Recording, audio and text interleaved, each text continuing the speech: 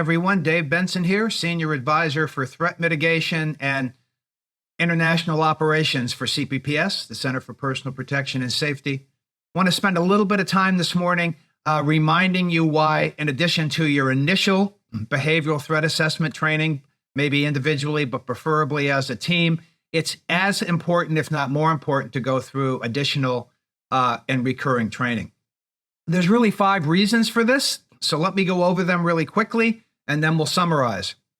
Evolving security threats, employee engagement, knowledge retention, self-awareness, skill building, and building collaboration.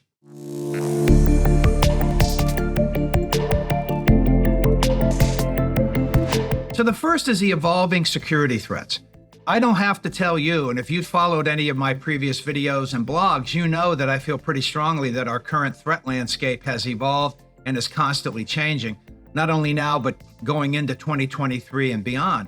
And so if for no other reason, that's a reason to get together as part of recurring training with your multidisciplinary teams to have this conversation. What's the current threat climate? What's changed? Why has it changed? How does that affect how we go through our protocols of BTAM, Behavioral Threat Assessment and Management? And then finally, what have you experienced within your organization and team?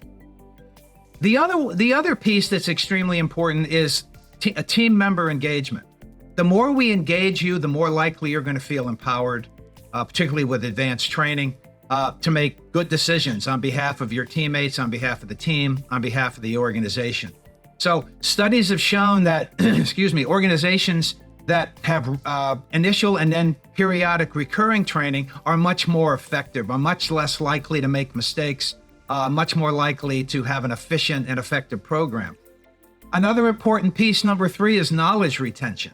Those of you that have taken either mine or someone else's initial behavioral threat assessment and management course know that to be frank, it's very detailed.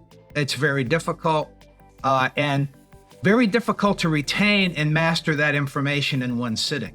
So it just makes all the sense in the world to probably at the 1-year mark and then every year after you've put together your team that you consider having recurring training where you can cover things like where we've come from, what we're trying to accomplish now, and where we want to go. You may have new members of the team.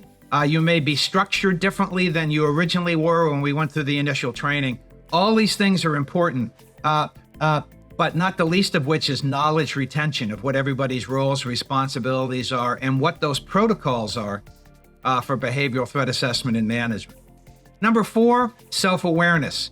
Understanding what our role as an individual team member is and the role of the overall team and what we're trying to accomplish. Have those roles changed since the last training session? Sometimes that's the case.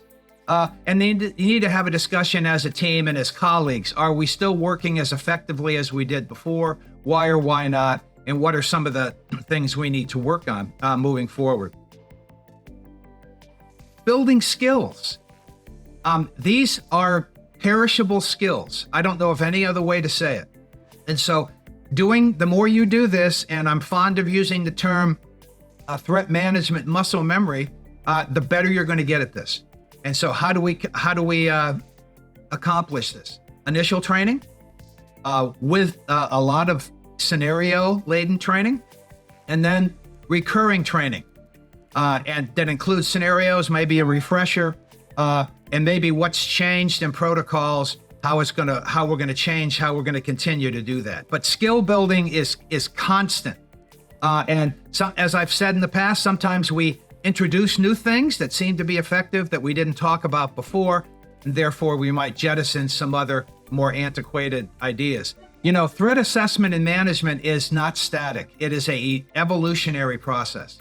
And so we want to constantly examine. That's one reason why you want to have someone like me, an outside subject matter expert, in my case as a certified threat manager, to look at those things, going to conferences, reading studies to determine what's effective, what's not, whatever that might be, to help build our skills as we move forward. And then the final and probably most important piece is collaboration as a team. If you've taken my training in the past, you know that I highlight a few things. Number 1, do no harm. If you're making decisions on behalf of the team and then on behalf of the organization, and they are doing more harm than good, it doesn't matter how good your intentions are, you're probably doing it wrong, need to reassess it. Conversely, if you do next to nothing, if you only meet when there's a bona fide threat, we're not doing what we're supposed to do to assess the likelihood of violence, and then what are those intervention strategies, that's not effective either. So understanding that, and that everybody on the team has a role to play, and they all have an opinion, and it's to be listened to and understood. We don't have to agree with everybody.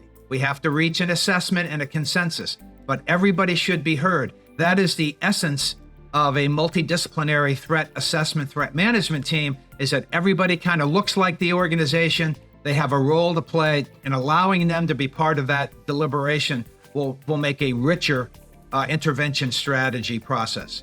The final thing before I sign off, to remind you, required training, threat management team training, and it's required to be done by outside subject matter experts. It's the only type of training, according to the compliance documents, the ASIS SHRM, and then the ASIS International Standard and the OSAC directives that specify this type of training because of the difficulty and the amount of expertise is required that it be taught by other people. So there's no train the trainer in behavioral threat assessment from an instructor standpoint. And a periodic retraining or refresher training is also part of those compliance document standards.